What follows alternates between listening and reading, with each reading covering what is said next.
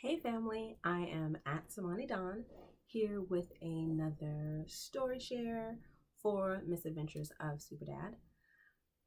Today, let's see. Okay, you know what? I got it.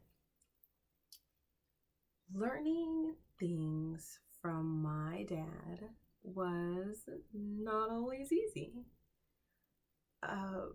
He was very much into martial arts when I was growing up.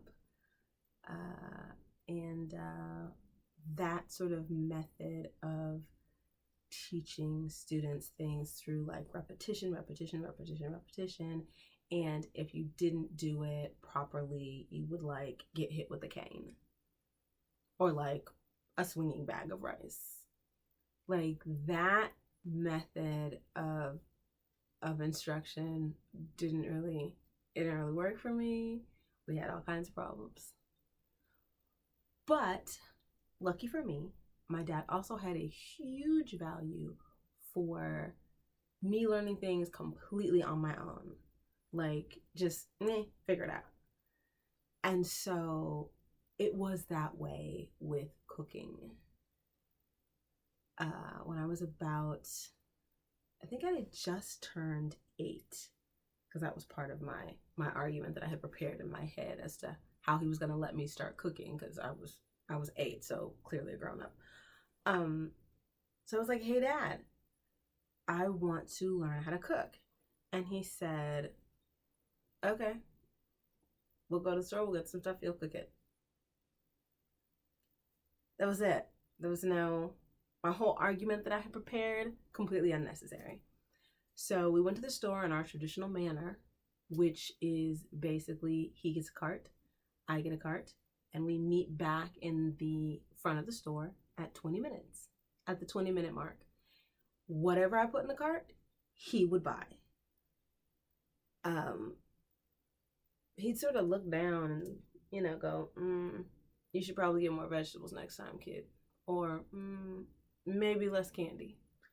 But he'd still buy it, whatever was in the cart.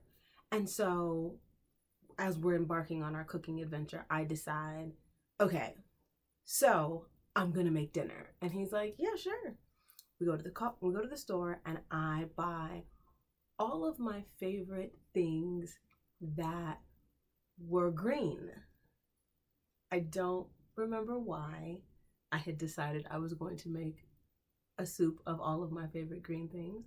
I think it was because they seemed healthy.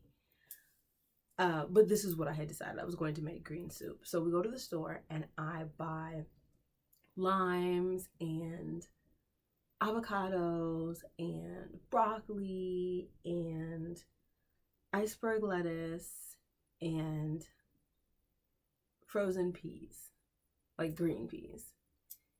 And I put everything in the cart, meet my dad in the front of the store before the 20 minutes is up. He looks at the cart, and says nothing to me about anything in the cart. Buys the cart, we go home, I start making the soup. I put a big pot of water on to boil, and I start chopping things.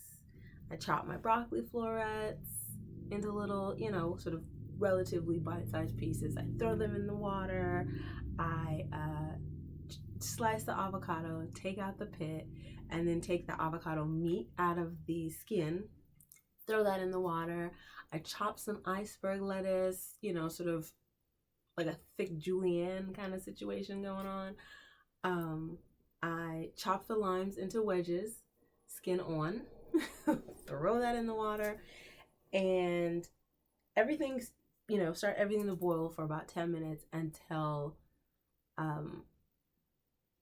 for about 10 minutes, I don't put the peas in because I did not like mushy peas. So I'm holding the peas back because I don't want them to be mushy.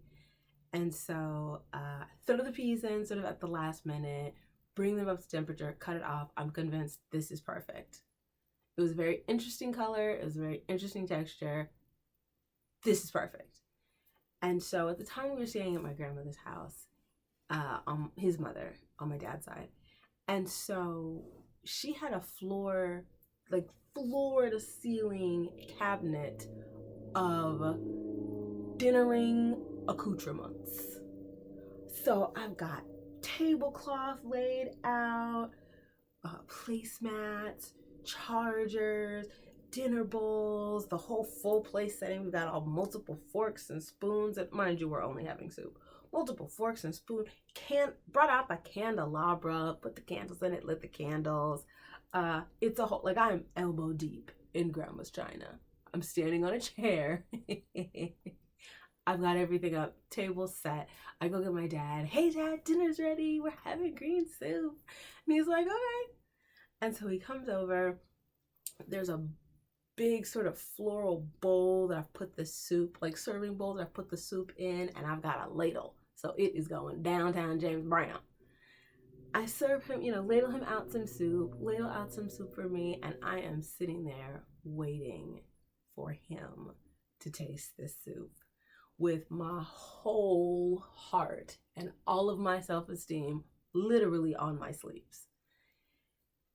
And he puts his spoon in and puts his spoon in his mouth, and he goes, oh, this is interesting.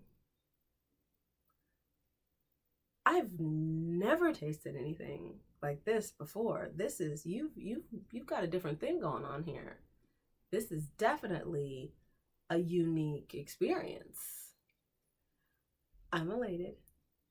And I, grab my spoon and I dig in and I put that spoon in my mouth, and dear God, like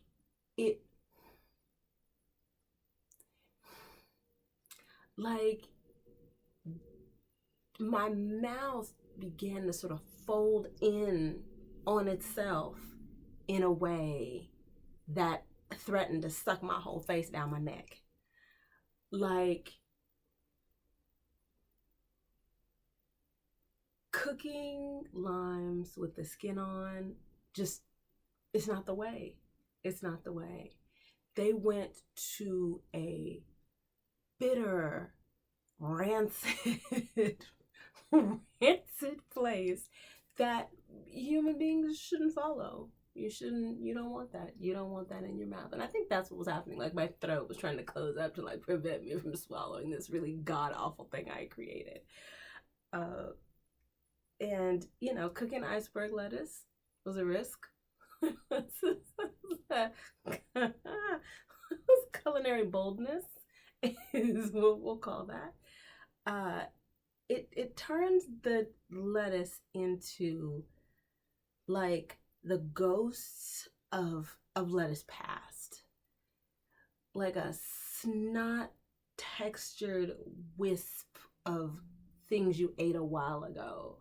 Like, it was so bad. I'm not even gonna tell you how old I am at this point. This is still the worst thing I have ever put in my mouth.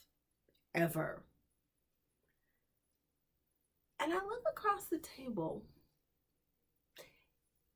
and my dad is on spoon number, I want to say 3, maybe 4. And I was like,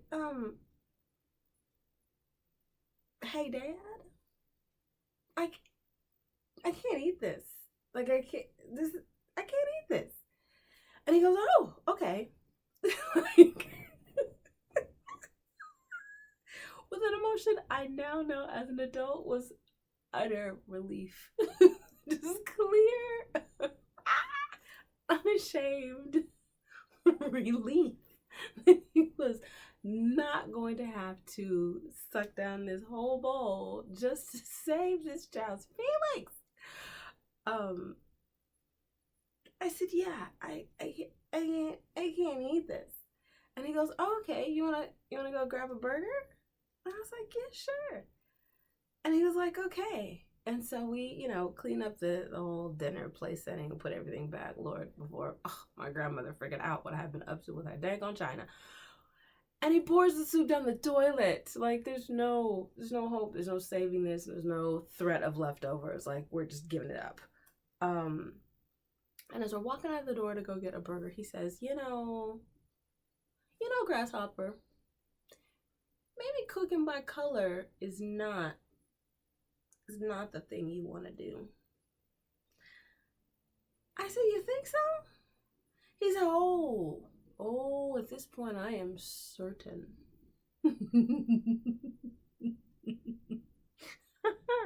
I'm certain that is not what you want to continue doing.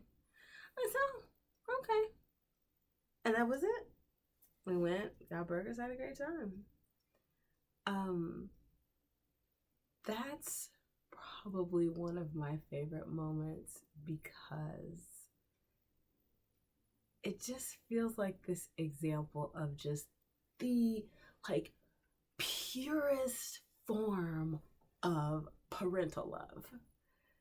Like, just how do I not destroy this person with the reality of their situation? And he pulled it off. He pulled it off.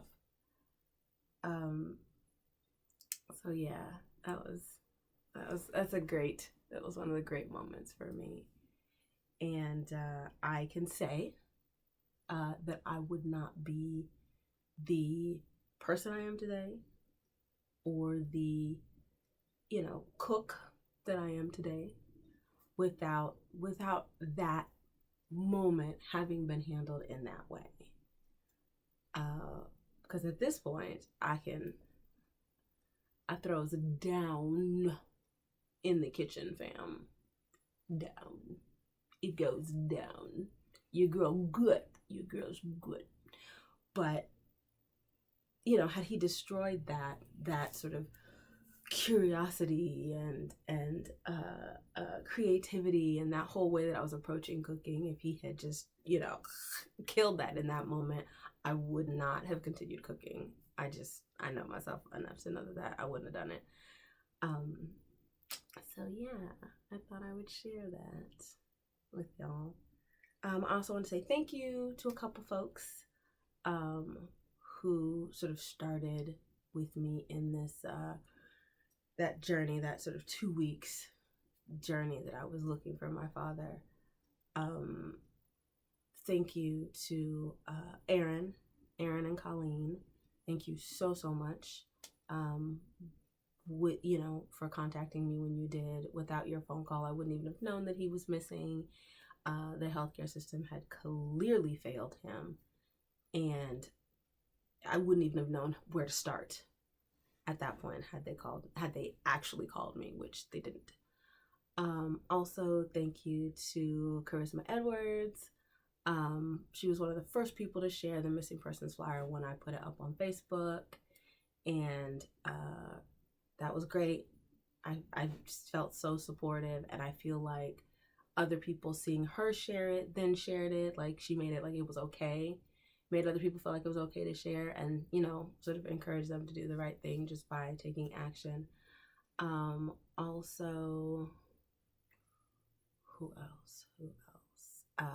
Caroline Pierfax, thank you so much for helping me figure out what was what and who was who.